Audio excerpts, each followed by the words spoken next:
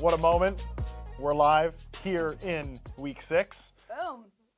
I don't know what voice I was going for there, but I thought it was like a mold between a robot and like a very professional broadcaster, you know, with the very faux serious, like, we're about to talk about some Keep trying to convince yourself. football.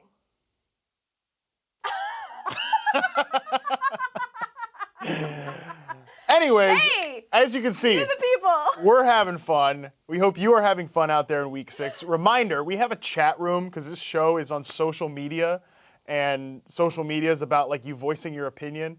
And unlike all these other shows, you know, where you're just watching two chuckleheads go back and forth about some topic you probably don't even really care about, you can dictate the conversation of this show. Two chuckleheads going back and forth. To the two chuckleheads. But chuckleheads at your disposal and whim. Yes. Tell us what you want to hear about. Tell us what you want to know about. You know, guide the conversation via the chat room. Talk to us. We will talk back at you. Sometimes we might even say nice things. I say nice things all the time. You're a gem. I'm not. I'm trash. Let's not. I have a reputation. Let's ease it up. Good point. Sorry. You're a hard ass, and no one should say one. I didn't say that. I didn't say that. Well, I don't know. Fax me what you want me to say. I'll fax it. Yeah, sure. So it can get here by week 10. Anyways, in week 6, the Texans, as our chat room is telling us, they took it to the Kansas City Chiefs. Second week in a row, the Chiefs have dropped one at Arrowhead, which, Matt, I don't know if you know this. I hear it's a tough place to play. Well, you get up on that barbecue, you know, you can really slow yourself down, and there's a lot of crowd noise there. A ferocious bunch of fans the Chiefs have. But yes, as you mentioned, 2 AFC South teams come in there and drop them. But you were talking about this earlier, and I thought this was a great point. Oh, okay. They did it in 2 different ways. Yeah. Right? So the way the Colts won last week, they won the time of possession war. If you play keep away enough from Patrick Mahomes, you will win. And the Colts had 15 plus minutes, had the ball 15 plus more minutes than the Chiefs in week 5. Obviously, the Texans weren't able to do that because of their offensive line in week 6, but they were able to overpower the Chiefs. I think Chris Jones not being in the lineup obviously hurt the Chiefs because Deshaun Watson was feeling less pressure. And Matt, you, look at us ping-ponging back and forth, made a really good point about this being the second week in a row that Deshaun Watson has not been sacked. Yeah, it was really kind of an efficient outing for the Texans altogether. 71% completion rate for Deshaun Watson. No sacks allowed, as I mentioned. Although I think Tyus Howard, or is it Tyus or Titus Howard? I thought it was Titus. Titus Howard, one of their draft picks, one of their rookies on the line this year. He went down with an injury in this game, so that's something to monitor. But yeah, the Texans can hit you in so many different ways, right? Like they have an all-world receiver in DeAndre Hopkins that they're not like really making a ton of use out of right now as like a downfield threat. When Kenny Stills is in the lineup, he's a game changer in terms of his vertical ability. But today we really saw them get Kiki Cutie involved and Carlos Hyde. Carlos Hyde, I don't know if you need to have a revenge game on a team that just kind of had you for half a second in the offseason and then just decided to get you the hell out of there. But he absolutely barreled over the Chiefs. 26 carries, 116 yards, and a touchdown. I mean, I thought the writing was on the wall when Duke Johnson found the end zone. You know that the Chiefs are in trouble when Duke flipping Johnson is scoring against you. But I think Matt makes a really good point about the fact that no longer do the Texans just have to rely on Nuke Hopkins. He's great in clutch moments. He did have a pretty bad drop. But even when Will Fuller's dropping the ball left and right, there are other options here. And, of course, when you have a quarterback as electric and mobile as Deshaun Watson, you have defenses guessing left and right. And the Chiefs obviously have a lot of question marks on the defensive side of the ball. So the Chiefs take 2 losses in a row. Go ahead. I was just going to, yes. They take 2 losses in a row. Patrick Mahomes, 3 touchdowns today. He throws his first pick of the year. They have some issues on defense, especially. The offensive line is still, I think, pretty problematic. They've also had some injuries on that side of the ball too. We did see Tyreek Hill come back in and be the total engine of the passing offense. 10 targets. Next on the team was Travis Kelce with 6. Still hasn't found the end zone, Travis Kelce. I know, gosh, and there were so many people that wanted to take Travis Kelce in the first round this year. You got banged.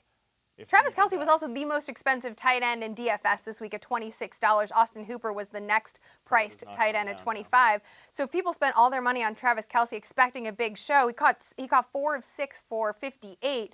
I love the point that you're making about Tyreek Hill because there's you're not shaking off rust here. He is just back in it. I think more interesting from a fantasy point of view is this backfield because last week it looked like Damian Williams was the clear-cut runner. Andy Reid, yes, had been working in a bit of a timeshare, but he clearly, it felt like or seemed like he wanted to establish Damian Williams as the number one, the RB1, the feature back. And this week, it's LaShawn McCoy, who did fumble last week, so maybe some of those opportunities having been taken away was some sort of punishment for McCoy, but the veteran did rush the ball more times than Damian Williams, though Williams managed to catch one of his 2 targets for a touchdown through the air. Well, this was actually interesting. I saw this from Seth Walder. He's one target, I'm ESPN writer. He does some work with the NFL tracking data. He said per NFL Next Gen stats, Chiefs running back Damian Williams was on the field for 18 snaps today. 17 of those were pass plays. So he seems to have cemented a role as the passing. That's so fascinating because it's not like what is LaShawn McCoy's branding, right? Like this is a running back who, at least when he was younger, could get to the edge, was really fast, but also was a dynamic pass catcher. And so in this offense, it looks like he is. He's the early down banger. Yeah. And honestly, they're not running the ball well at all, pretty much. No. That's the thing, that there's really no rushing game to establish here. But I think we'll have to watch the backfield kind of develop it as things go on. But for the Chiefs, they take their second loss in a row, and I think we'll keep on moving. Let's move on to the games that are on right now, and the Jets and Cowboys. That's kind of a stunning little development here. The Jets are up 21-6. Sammy D. Also, the Cowboys are looking like complete pretenders from the top of the year. We agree with that much. They've lost 2 in a row. And I found it fascinating the way they lost the last 2 games, obviously to the Saints 2 weeks ago and then to Green Bay last week. And if you I went back and watched that game, and Jalen Smith and Van Der Esch both had 9 tackles apiece, and yet Aaron Jones was just trucking them and wearing them down. Mm-hmm. And perhaps this unit is not as staunch as any of us believed, 3 weeks ago? No, I mean, that's a good point. And I think, the defense is definitely problematic. The offense, Kellen Moore is canceled, right? But, I think it was, I want to say it was, I don't remember who made this point. I want to say it was Greg Rosenthal of the NFL.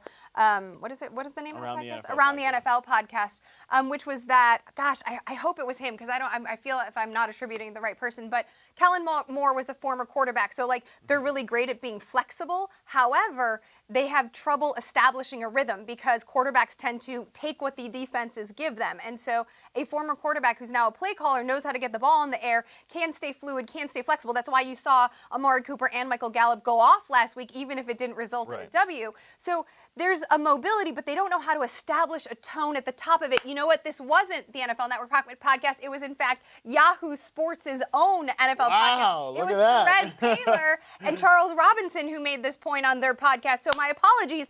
That stuff was in-house. In-house? Yes. On the Jets side of the ball, 21 points. Oh, Sammy, thanks for coming home. Le'Veon Bell scores a red zone touchdown right there. We knew that he was like a buy low candidate. He was everybody's favorite buy low candidate, and maybe still, honestly, maybe you could still make some offers. Maybe the ceiling is higher. He's only averaging 2.7 yards per carry. But the real difference maker, in my Week 6 preview column, I kind of wondered just how much of a difference does Sam Darnold make, like a healthy Sam Darnold? Because I think in Week 1 we were still seeing, what is it, the City Boy Summer? We were still feeling some of the effects. The City Boy Summer is the equivalent to the Hot Girl Summer. Yes, and Sam Darnold obviously suffering through that with his mono, but look, it's spleen season, baby. We're had those spleens. I don't even know where is your spleen. I honestly have no idea. Right here. But he comes out, throws a 92-yard touchdown to Robby Anderson, who has been completely dead in this offense with Luke Falk. By the way, isn't it great? Talk about canceled. Isn't it great, by the way, how Luke Falk, you've got Gardner Minshew taking the NFL by storm. The damn check down is giving mustaches to everyone. He's such a thing. That you've got Mike Leach firmly with his arm around, oh, that's my boy, Gardner Minshew, Eastern Washington product. You know who he never embraces? Luke Falk. You would never know those two went to the same school based on how Mike Leach has his arm around one and not the other. That's a very, very good point.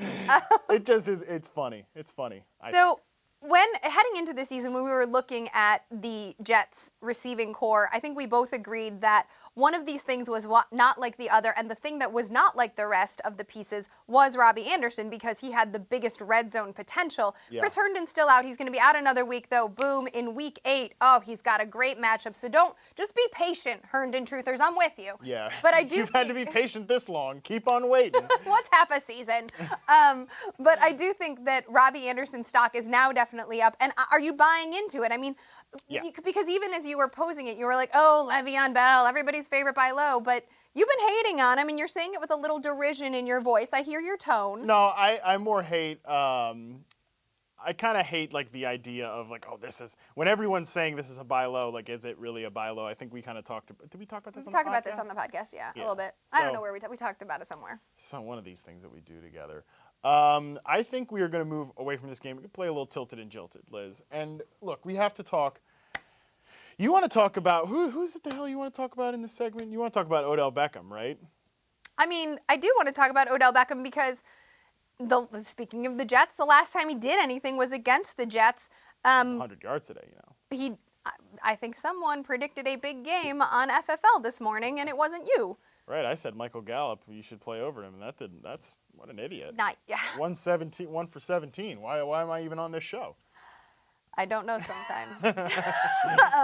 But I think a lot of people aren't trusting in the OBJ. Like, is this a roller coaster? Is this like things got so bad with, I don't know, like under, what do you have, like 20 some odd yards in back-to-back weeks or yeah, it was something it was awful, rough right? Couple weeks. And he is not the engine, your favorite trope, of the Browns offense. That is clearly Nick Chubb, because when the Browns fail to get Nick Chubb involved and in a rhythm, he's very much a rhythm runner, then the whole offense falls apart.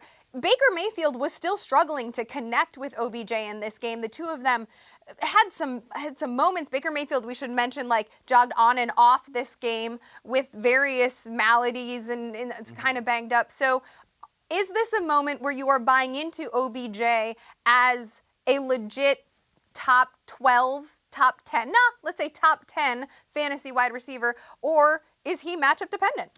I'm not tilted or jilted by either. Like I'm throw the paddle, Matt. I'm passing. Here's your follow through on the segment. Oh, I'm snap, I'm not he even. did it. I'm I not. didn't think he was gonna do I'm it. not tilting or jilting about Odell Beckham. He has 6 for 101, and we're talking like this. Was this some disaster scenario?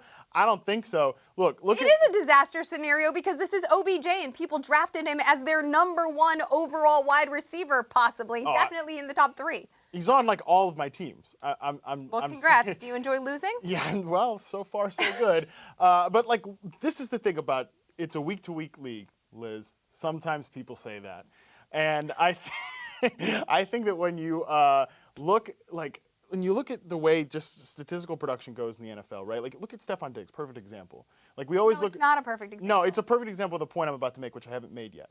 Like you look at the end of season numbers, and it looks great. But it's a journey to get there, right? Like Stefon Diggs right now coming out of this game, he has 420 yards for 4 touchdowns. But Matt, nobody drafts OBJ in the top 3 receivers in the first round for a journey. You are drafting him because you believe he will be a week in, week out top 10 producer. He's on bye next week, then he's at New England, then he's got Chris Harris at Denver, and you're telling me he's still a no questions asked wide receiver one? Who is that player from the first group of receivers this year that you just every week set and Devontae forget? Adams has turf toe, so we can't talk about him. And he had some up and down games too. That's just the way the position is. But there's up and down games, and then there is Stefon Diggs who's being showcased so that he can get traded. Give me a break. You're going to compare Philadelphia's secondary? I'm just comparing the way numbers work at the receiver position, which is they have massive games. And yet Diggs is an extreme example because he plays in the establish the run offense. However, like Michael Thomas is probably the only guy who's been a rock steady producer. Because he's an 80-some% catch rate. And we're just talking about DeAndre Hopkins. Like, is this the end of the world here for him too? I mean, he has. Well, I don't know. Are you tilted or jilted? I don't know. I can't play. I threw my paddle. Well, go ahead. Chris Godwin, by the way. I'm tilted. That's it. Fine. He's tilted. And I'm about to jilt him. So I think we should probably end this segment. Does anyone else say, let's go? Liz, marry me. Get in line. Get in line. There you go. By the way, Chris Godwin. You like chicken wings? Because, you have to like chicken wings. Well, you've set the standard there. You have to like chicken wings. You have to agree with her points about Odell Beckham. You do not have to agree with all. And then you're in. hell of a show today. Thank you, everyone, for tuning in for our second halftime stream here. Liz and I are going to go and spend some more time together. No. We're going to not spend the next couple of however long we have to spend together. I think you might have like 15 minutes to get the hell away from me, and that should be pretty good for you. I'm fine. I'm good. And now we're going to do the Yahoo Fantasy Football podcast. So go subscribe wherever you get podcasts to, I'm sure, get one hell of a show tonight. I hate you.